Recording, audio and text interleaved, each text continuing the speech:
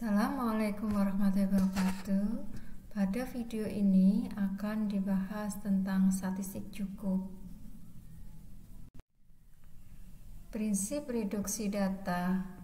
Ronald Fisher tahun 1922 itu menulis paper yang sangat monumental dalam Philosophical Transaction of the Royal Society yang menyatakan bahwa the object of statistical method is the reduction of data.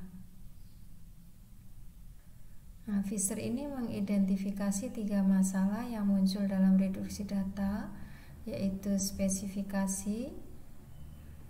Spesifikasi ini berarti memilih model matematis atau sebaran yang sesuai untuk populasi. Kemudian pendugaan, metode untuk menduga parameter populasi yang dihipotetikkan. Kemudian yang ketiga adalah sebaran. Sebaran ini berhubungan dengan sifat-sifat statistik yang diperoleh dari contoh. Pada statistika ini selalu bekerja dengan suatu contoh, ya, dan contohnya ini selalu diasumsikan sebagai contoh acak. Kemudian dari contoh ini misalkan diperoleh suatu nilai dari contoh, yaitu X1 XN. Kemudian nilai dari contoh ini kita reduksi menjadi suatu statistik. Misalkan notasi statistik ini adalah sebagai T yang merupakan fungsi dari X1 XN. Statistik ini bisa dalam bentuk rataan X bar atau bisa juga dalam standar deviasi atau simangan baku, bisa juga dalam median, nilai minimum, nilai maksimum, dan sebagainya. Nah, dari statistik ini nanti akan digunakan untuk menarik kesimpulan terhadap parameter dari sebaran atau populasinya. Peneliti ini menggunakan statistik TX1XN ini dari seluruh informasi nilai pada contoh X1XN. Sehingga istilah reduksi data untuk statistik tertentu itu adalah bagian dari ruang contoh X, sehingga kita mendapatkan suatu T tilde. T tilde ini merupakan himpunan yang nilainya adalah T, di mana T ini adalah suatu fungsi dari statistik untuk beberapa nilai X yang ada di ruang X. Prinsip kecukupan.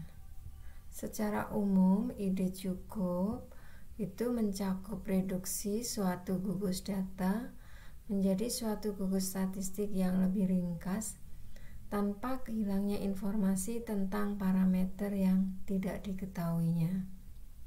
Dengan kata lain, jika nilai statistik cukup ini diketahui, maka nilai amatan dari sembarang statistik lainnya tidak akan memiliki informasi yang lebih tentang parameter tersebut. Berikut definisi tentang statistik cukup. Misalkan X1 sampai Xn ini merupakan contoh acak dari fungsi massa atau fungsi kepekatan peluang fx theta.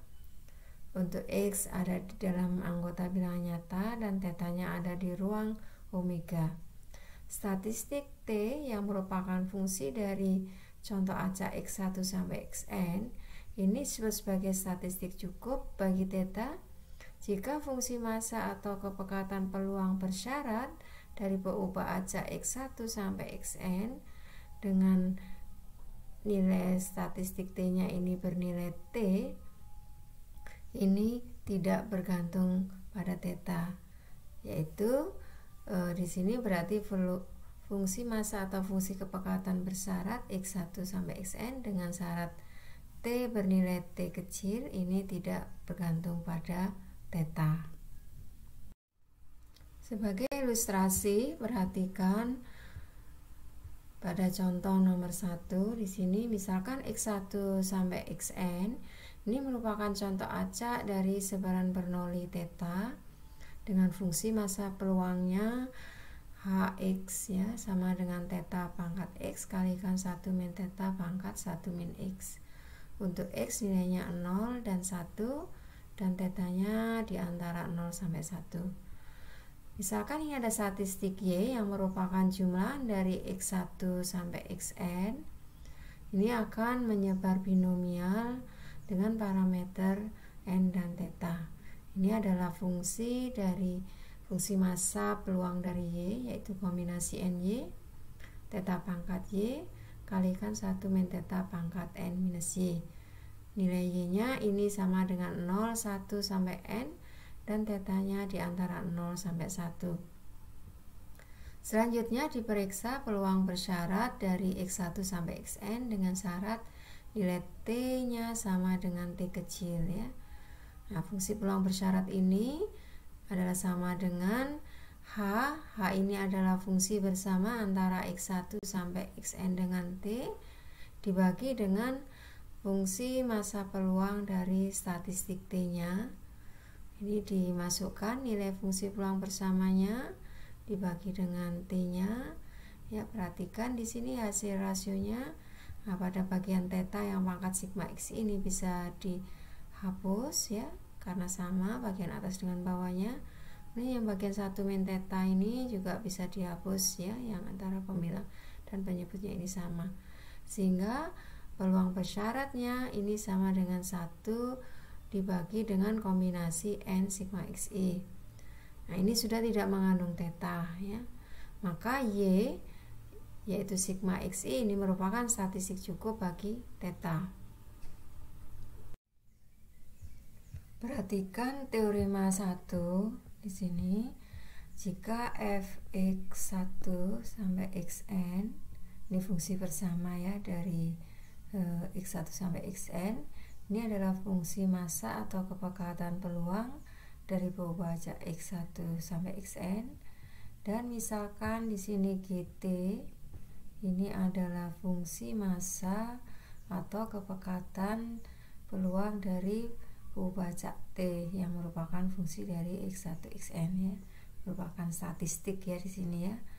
Nah, maka T ini merupakan statistik cukup bagi theta jika dan hanya jika nisbah dari fx1xn dibagi dengan gt theta ini tidak tergantung theta untuk semua nilai x1 xn yang ada di ruang x ya. Berikut buktinya, bisa dipelajari sendiri. Sebagai ilustrasi, misalkan di sini X1 sampai Xn, ini adalah contoh acak dari sebaran normal 0 theta. Kita ingin tahu apakah T sigma XI kuadrat itu merupakan statistik cukup bagi theta. Jadi untuk mengetahuinya, maka kita tentukan dulu di sini fungsi kepekatan peluang bersama dari X1 Xn. Karena ini bebas stokastik, tinggal mengalihkan masing-masing sebaran XI-nya, diperoleh 2V theta pangkat minus N per 2 E pangkat minus 1 per 2 theta dikalikan sigma XI kuadrat untuk semua nilai X di dalam nilai bilangan nyata. Kemudian kita menentukan fungsi kepekatan peluang dari T ya. Nah, untuk menentukannya ini digunakan metode transformasi. Misalkan di sini XI-nya ini adalah menyebar normal 0 theta ya, sesuai soal. Maka di sini kalau XI ini dibagi dengan akar dari ragamnya akan menyebar normal 0,1, sehingga kalau dikuadratkan ya, XI per akar theta ini dikuadratkan atau sama dengan XI kuadrat per theta, ini akan menyebar Q kuadrat dengan derajat bebas 1. Maka W yaitu sigma XI kuadrat per theta ini akan menyebar Q kuadrat derajat bebas N. Sehingga fungsi kepekatan W nya bisa dilihat di sini, ini adalah fungsi sebaran Q kuadrat derajat bebas N. Selanjutnya, misalkan di sini W itu adalah sama dengan T per theta atau T sama dengan theta kali W, maka Jacobiannya yaitu harga mutlak dari dW ke dt ini sama dengan 1 per theta. Sehingga fungsi kepekatan peluang dari peubah acak T ini adalah kita ganti W-nya dengan T per theta, kemudian dikalikan dengan Jacobiannya ya. Ini diperoleh fungsi kepekatan peluang bagi T. Nah, selanjutnya diperiksa apakah nisbah dari fungsi bersama X ya terhadap Ft ini apakah mengandung theta atau tidak. Kemudian setelah dimasukkan di sini ini adalah fungsi bersamanya dari X1 Xn, kemudian ini adalah Ft-nya, maka parameternya ini akan habis ya, tetanya ini, kemudian theta yang di sini juga habis dengan yang di sini, diperoleh seperti ini ya. Nilainya ini tidak mengandung theta, maka T sigma xi kuadrat ini adalah statistik cukup bagi theta. Berikut adalah contoh yang ketiga tentang statistik cukup. Misalkan X1, X2, X3 ini merupakan contoh acak dari sebaran Bernoulli dengan parameter theta, tetanya di antara 0, 1. Apakah statistik berikut ini merupakan statistik cukup bagi theta? Misalkan di sini T1 ini adalah jumlah dari X1, X2, X3, kemudian T2 ini adalah 2 kali X1 ditambah X2 ditambah X3, kemudian T3 ini adalah hasil kali dari X1, X2, X3, dan T4 ini adalah setengah dari X jumlahan dari X1, X2, X3. Pertama, tentukan dulu fungsi massa peluang bersamanya dari peubah acak X1, X2, X3 ya. Ini adalah fungsi massa peluang bersamanya. Kemudian ini XI-nya nilainya 0 atau 1 ya, dan I-nya ini 1, 2, 3.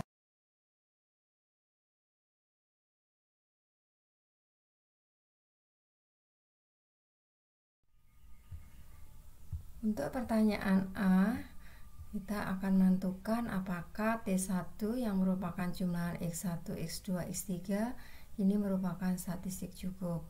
Pertama, daftarkan dulu semua kemungkinan nilai X1, X2, X3-nya. Karena masing-masing ada 2 kemungkinan, maka semua kombinasinya ini ada sebanyak 8 ya. Kemudian pada setiap X1, X2 yang terjadi di sini, tentukan peluang bersamanya ya. Kemudian juga dihitung nilai statistik T1-nya. Jadi peluangnya ini dihitung untuk semua kemungkinan nilai X-nya, T1-nya juga demikian dihitung untuk semua kemungkinan nilai X yang terjadi. Selanjutnya dihitung peluang bersyarat X1, X2, X3 dengan syarat T1, yaitu merupakan rasio antara fungsi bersama X1, X2, X3 dibagi dengan peluang dari T1. Jadi ketika T1-nya 0 ya, maka nilai peluang bersyaratnya ini adalah peluang bersamanya yaitu 1 min theta pangkat 3, kemudian dibagi T-nya 0. T-nya 0 itu hanya di sini, peluangnya berarti sama 1 min theta pangkat 3 sama dengan 1. Kemudian kita periksa ketika T1-nya sama dengan 1, ini ada 3 kemungkinan yang muncul ya. Jadi untuk X1-nya 1, X2-nya 0, X3-nya 0, ini peluangnya adalah theta kali 1 min theta pangkat 2 dibagi GT1-nya. GT1-nya kan ini ya ada 3, jadi ini jumlahkan. Ini sama dengan 3 kali theta kali 1 min theta pangkat 2 sama dengan sepertiga.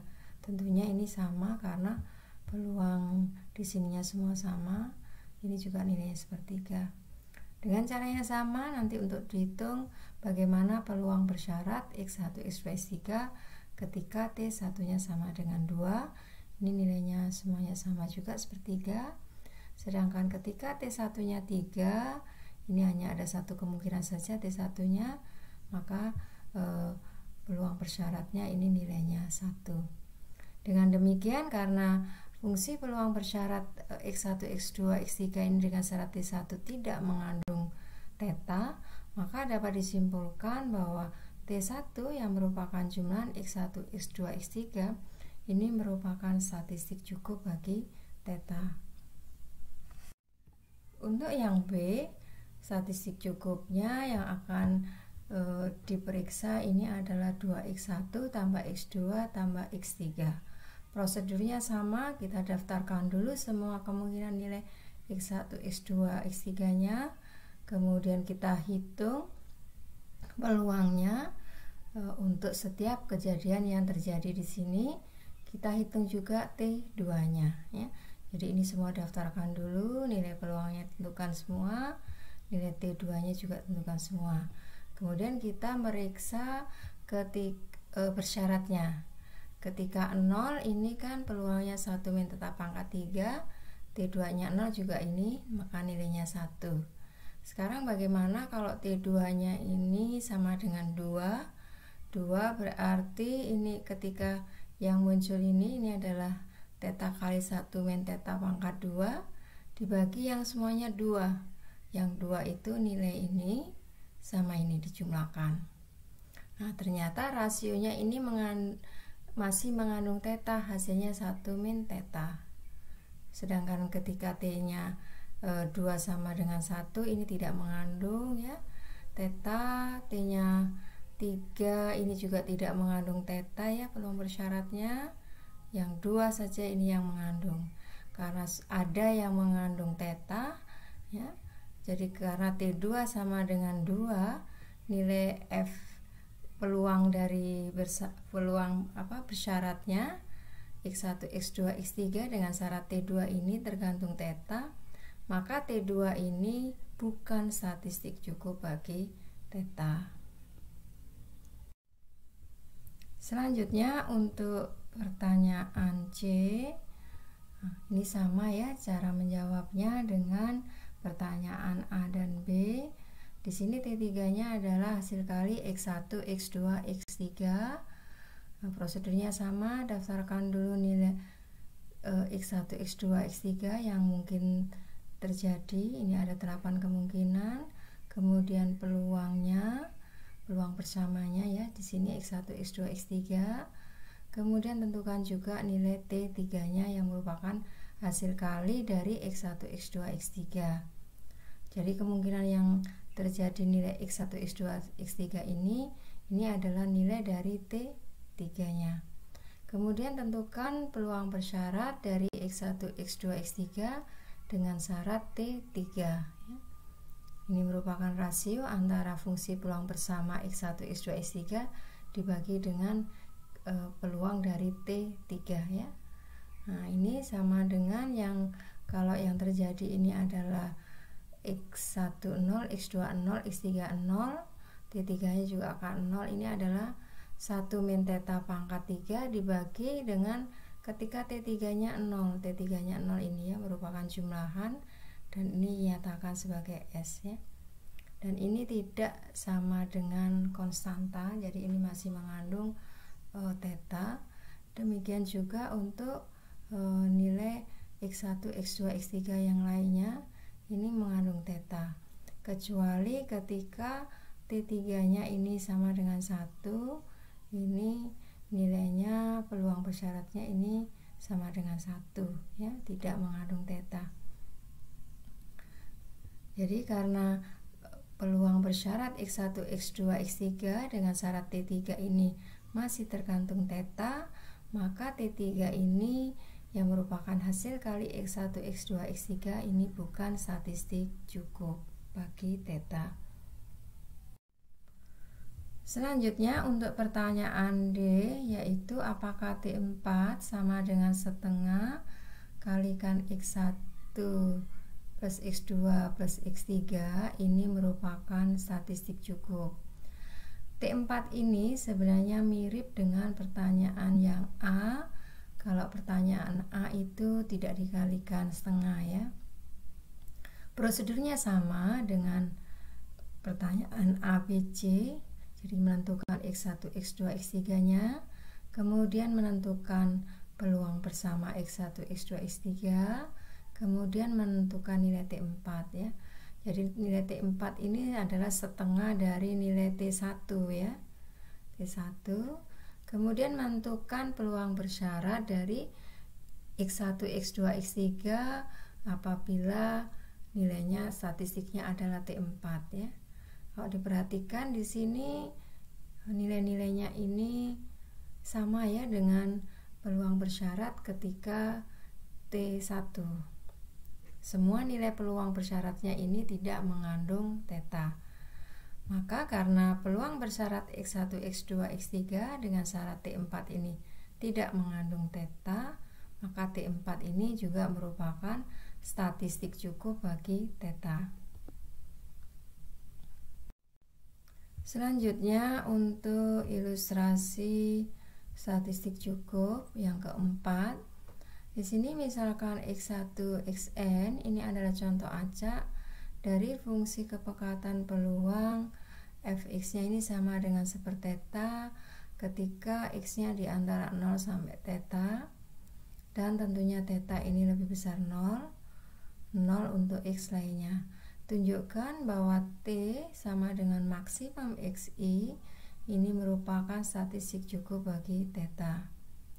Pertama, tentukan dulu peluang bersamanya dari X1 sampai Xn yang merupakan penggandaan dari fxi, yaitu sama dengan theta pangkat minus n dikalikan batas dari xi-nya ya, ini ya, hasil kali dari batas xi-nya untuk indikator 0 theta.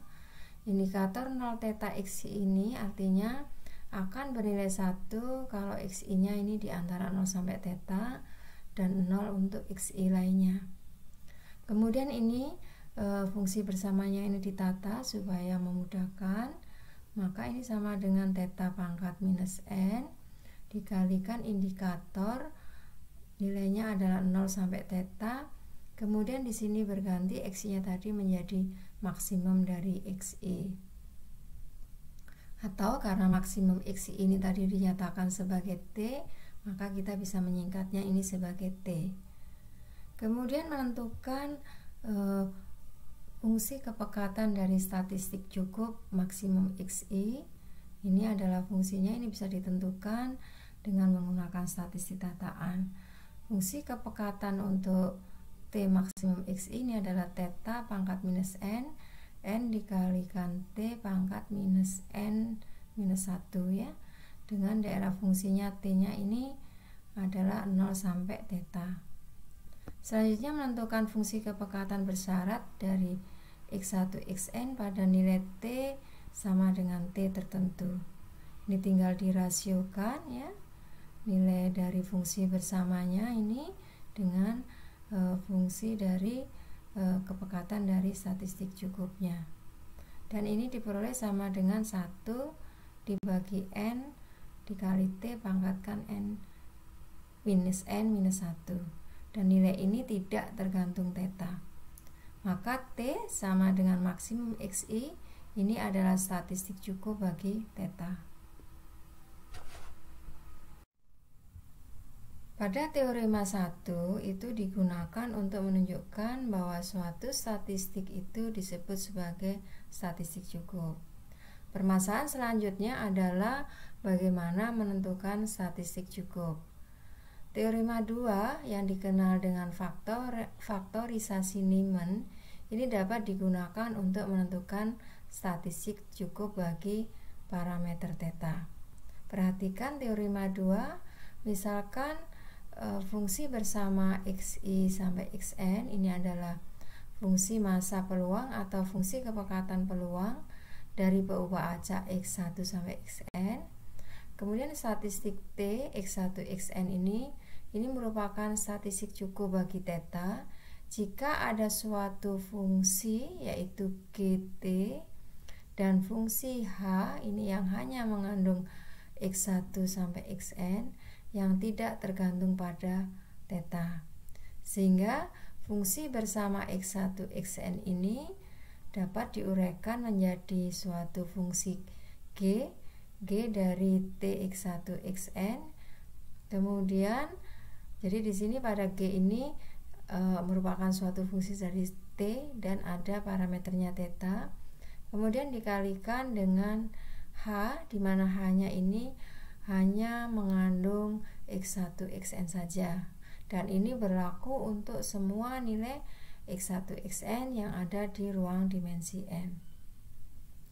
Kemudian bagian yang keduanya, jika f xi xn, maksudnya fungsi peluang bersama atau fungsi kepekatan bersama, ini bisa diuraikan dalam bentuk seperti ini, maka T X1 Xn ini adalah statistik cukup bagi theta.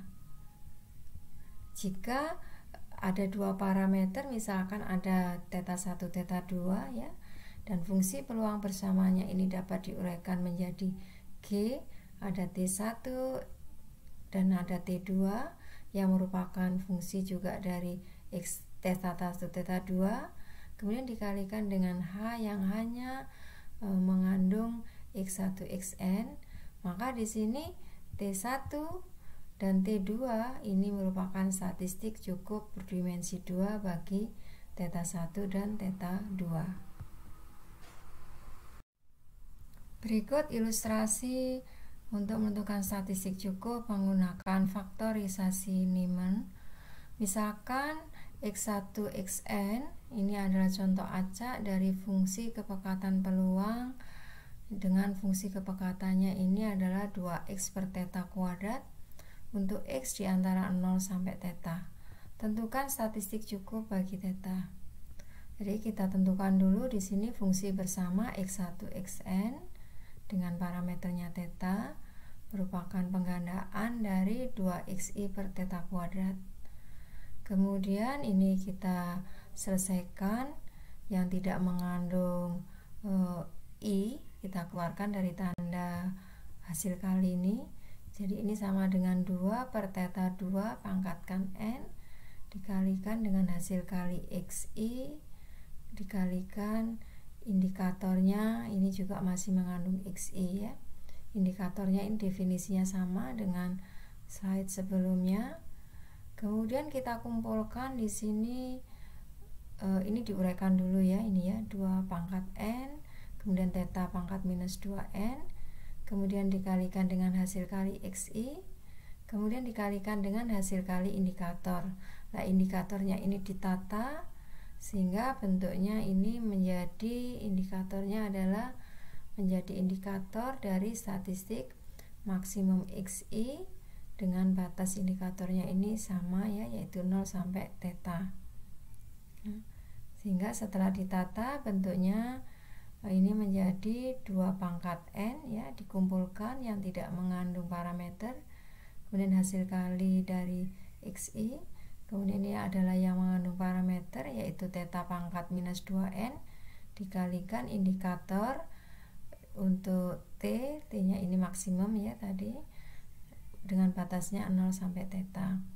Maka dengan menggunakan faktorisasi Neyman tadi, ini kan faktorisasi kan ingin menguraikan fungsi peluang bersamanya menjadi G merupakan fungsi dari statistik cukup T dan parameter ya, kemudian dikalikan H yang hanya mengandung X1 Xn.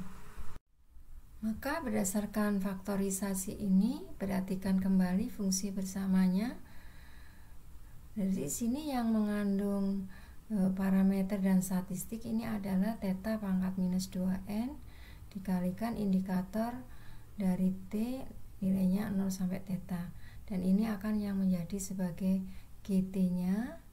Kemudian yang tidak mengandung parameter dia hanya merupakan fungsi dari X, atau bisa juga ini merupakan suatu konstanta di sini. Ini adalah Hx-nya 2 pangkat n dikalikan hasil kali dari xi. Maka dari fungsi GT ini kita bisa melihat di sini T ini adalah statistik cukup bagi theta. Kemudian berikut contoh yang ke-6 ya, tapi merupakan contoh yang kedua dari penggunaan teorema kedua atau faktorisasi Neyman. Misalkan di sini suatu populasinya normal, theta 1 parameternya ini untuk mu-nya, sedangkan sigma kuadratnya ini sama dengan theta 2. Dari populasi ini diambil hanya satu contoh acak ya. Tentukan statistik cukup bagi theta 1 dan theta 2. Prosedurnya sama, karena ini hanya ada satu, maka cukup menentukan fx-nya dengan parameter theta 1, theta 2. Jadi ini adalah sebaran normal dengan parameter ragamnya adalah theta 2 dan mu-nya adalah theta 1. Nah, kemudian fungsi ini diuraikan ya. Pangkat atasnya dikuadratkan dulu ya, pangkat eksponensialnya. Kemudian dikumpulkan pada bagian yang mengandung theta dan t, kemudian bagian yang mengandung hanya x saja ya. Nah, sehingga hasil uraian ini kita dapat nyatakan sebagai 2V kalikan theta 2 pangkat minus setengah dan eksponensial kali minus theta 1 kuadrat per 2 theta 2 dikalikan lagi eksponensial theta 1 per theta 2 T1 dikurangi dengan 1 per 2 theta 2 T2. Misalkan di sini ini adalah T1-nya X ya, kemudian T2-nya ini X kuadrat gitu ya. Maka faktorisasi ini ya, supaya mudah aja ini enggak menentukan X dan X kuadrat, jadi ini dilambangkan seperti ini. Kemudian maka berdasarkan faktorisasi ini, karena di sini faktorisasinya yang mengandung parameter dan T kan semuanya ya ini ya. Maka ini adalah Gx-nya, sedangkan Hx-nya ini hanya suatu konstanta yang nilainya 1. Kemudian kalau diperhatikan dari fungsi Gt-nya ini yang bergandengan dengan T1, ini X, ini adalah theta 1 kemudian theta 2 ya.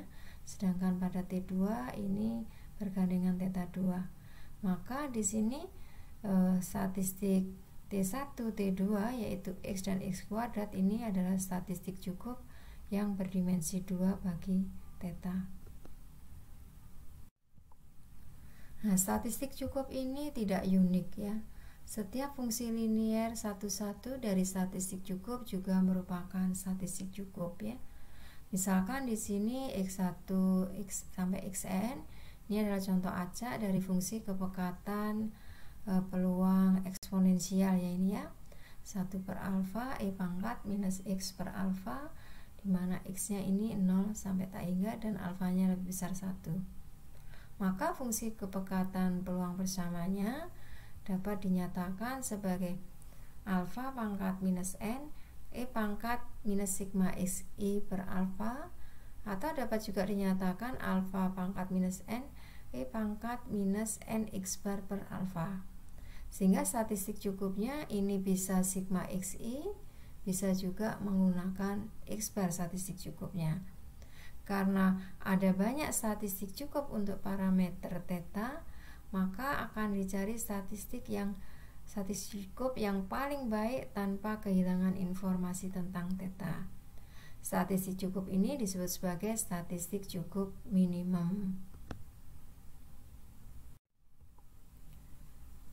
Misalkan di sini x1 sampai xn ini adalah contoh acak dari fungsi massa atau kepekatan peluang fx theta dengan parameter tetanya tidak diketahui.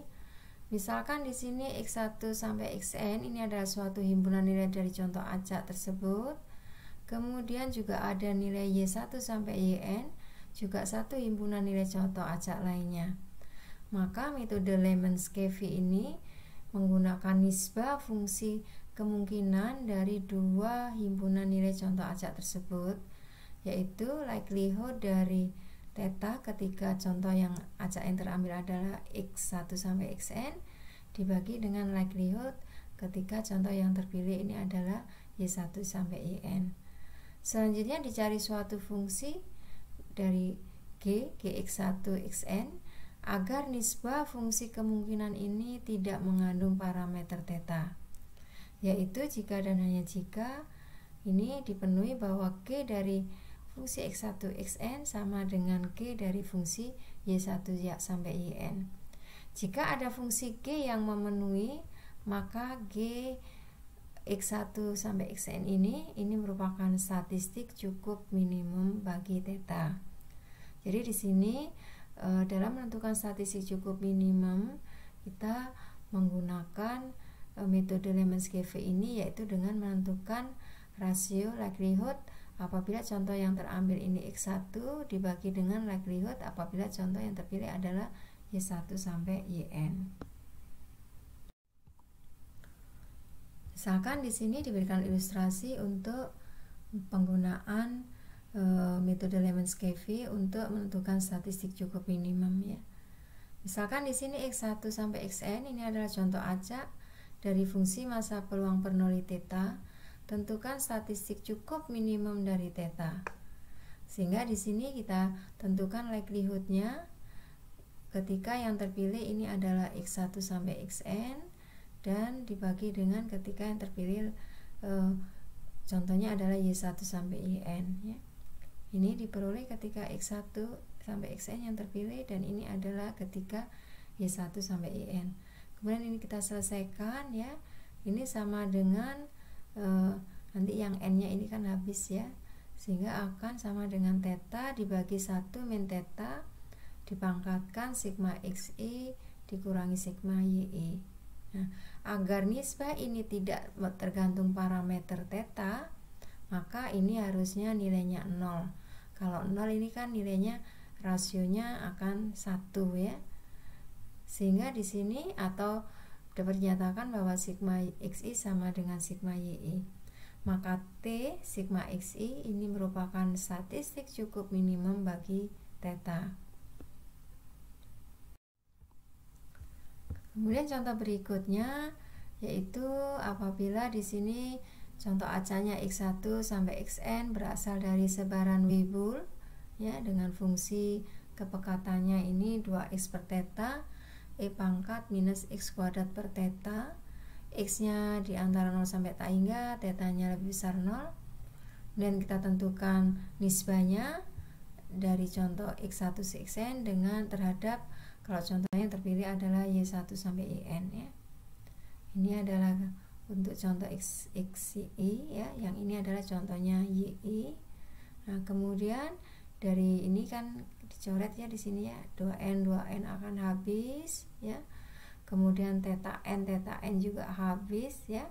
Maka akan diperoleh ini rasio antara hasil kali xi dibagi hasil kali yi dikalikan eksponensial dari minus xi kuadrat dikurangi sigma yi kuadrat dibagi theta. Agar nisbah ini tidak tergantung parameter theta, yang mengandung theta kan di sini ya, maka ini dibuat sama dengan 0. Karena kalau sama dengan 0 nilainya akan eksponensialnya akan 1 dan dia nisbahnya hanya mengandung ini suatu konstanta. Sehingga kalau dibuat pangkatnya ini 0, sigma xi kuadrat minus sigma yi kuadrat ini sama dengan 0, atau sama saja sigma xi kuadrat sama dengan sigma yi kuadrat. Maka T sigma xi kuadrat ini merupakan statistik cukup minimum bagi theta. Jadi metode Lemons-Cavell ini membuat lebih sederhana dari penentuan statistik cukup minimum. Contoh berikutnya penerapan dari teorema Lemons-Cavell ini.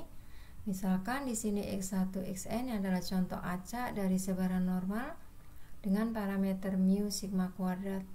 Mu dan sigma ini tidak diketahui. Tentukan statistik cukup minimum bagi mu dan sigma kuadrat. Kita tentukan dulu nisbah dari likelihoodnya. Kalau contoh yang terpilih adalah X1 Xn terhadap likelihood kalau contoh yang terpilihnya adalah Y1 sampai Yn.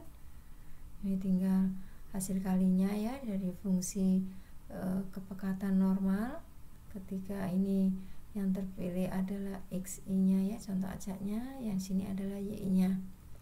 Maka dari ini yang bagian 2V sigma kuadrat ini bisa dicoret ya, jadi ini habis, tinggal bagian eksponensialnya. Eksponensialnya ini adalah 1/2 sigma kuadrat dikalikan dengan sigma xi min mu pangkat 2 dikurangi sigma yi minus mu pangkat 2. Kemudian diuraikan ya pangkat 2-nya ini dan dikumpulkan. Bagian di sini ini adalah eksponensial min 2 sigma kuadrat kalikan sigma x kuadrat dikurangi sigma y kuadrat. Kemudian bagian kanannya di sini ini adalah minus 2 mu kalikan sigma xi dikurangi sigma yi. Maka agar nisbah ini tidak tergantung parameter mu dan sigma kuadrat, maka dibuat bagian ini akan sama dengan 0 dan ini juga akan dibuat sama dengan 0. Sehingga di sini diperoleh sigma x kuadrat sama dengan sigma y kuadrat. Kemudian di sini diperoleh sigma yang sini ya, bagian sini akan diperoleh sigma xi sama dengan sigma yi. Maka statistik sigma xi dan sigma xi kuadrat ini adalah statistik cukup minimum bagi parameter mu dan sigma kuadrat. Berikut beberapa soal latihan yang terkait dengan statistik cukup.